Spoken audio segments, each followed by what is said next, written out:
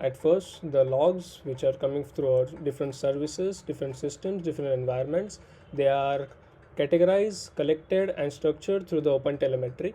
After that, they are shipped or pipelined through the FluentBit and Kafka to the FluentD.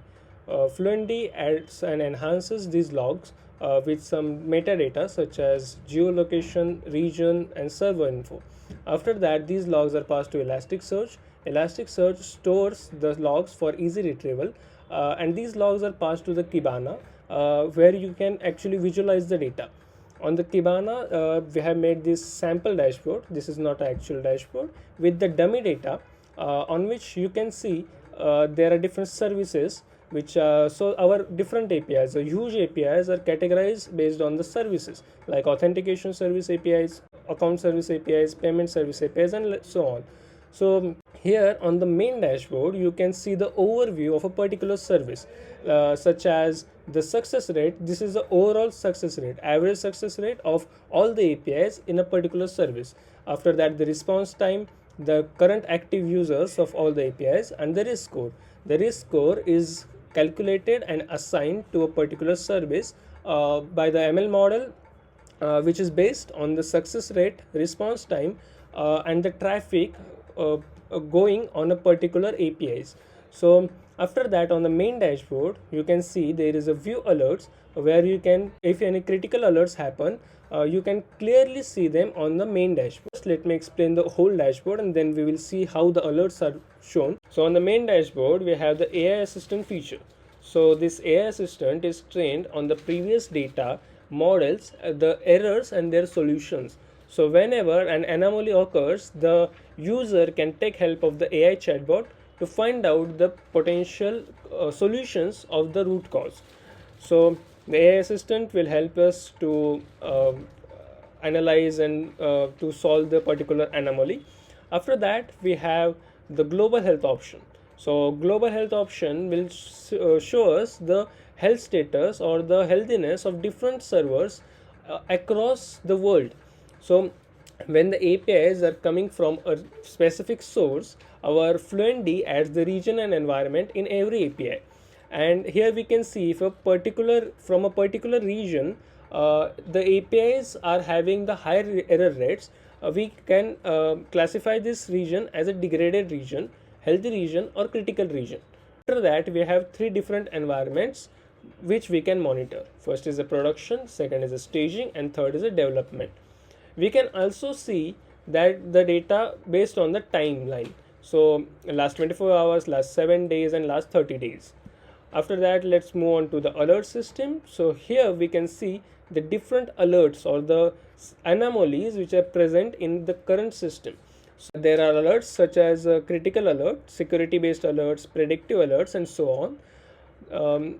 On the alerts, we can see the title of the alert, the description of the alert, the cause of the alert.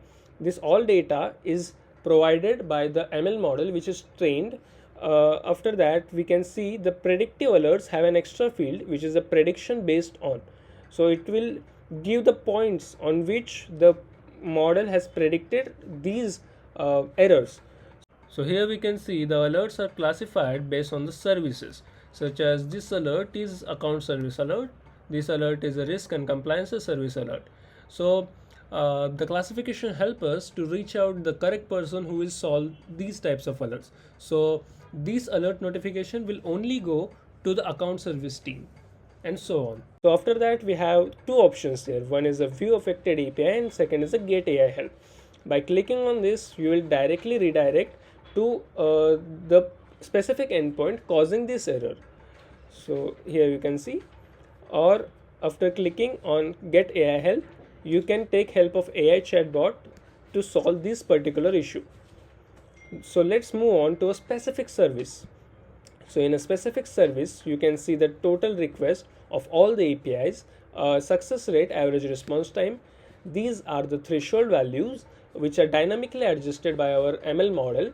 Here is a static data, dummy data, so these are not changing dynamically, but in a real time this will change dynamically. After that, here are three graphs. First is the response time distribution, error rates, and traffic volume. As this is the authentication service, you can see that there are authentication APIs such as logout, initiate, revoke, login, refresh, etc. Here you can see the response time graph of different API. Particular point, what was their average response time. Then you can see the error rates. By the graphs, you can easily analyze that the login API has higher error rates, which are somewhere around 7%. After that, you can go to that login API and see what is causing these error rates, and you can solve them. After that, you have the traffic volume, which API is facing higher traffic. The all the APIs are listed here. Their metrics are listed, such as the request success rate and their average, minimum, maximum response time, the P95 value and the P99 value, to easily understand their performance. After that, if you want to see a particular endpoint of any API, you can simply click on any of these endpoints. So this will bring you to a specific endpoint screen.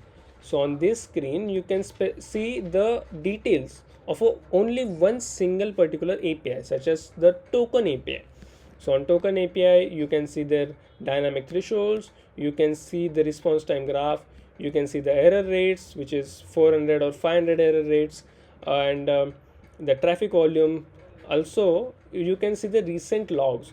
So the recent logs will help to understand and analyze what is the issue, or if we have resolved the issue, then is the issue resolved or not. So the recent logs will help monitoring that. You can see that the attributes which are listed here are all which are coming through the Fluentd after enhancement of the logs. So there are timestamp, status code, and so on. The trace ID and span ID are added by OpenTelemetry and Fluentd. After that, if that is an error such as the 400 status code, you can see the error message here. So it becomes easier to monitor a single API, a complete service, or the global health of different servers across the region. So this is a very simple abstract dashboard, easy to understand and easy to navigate. Thank you.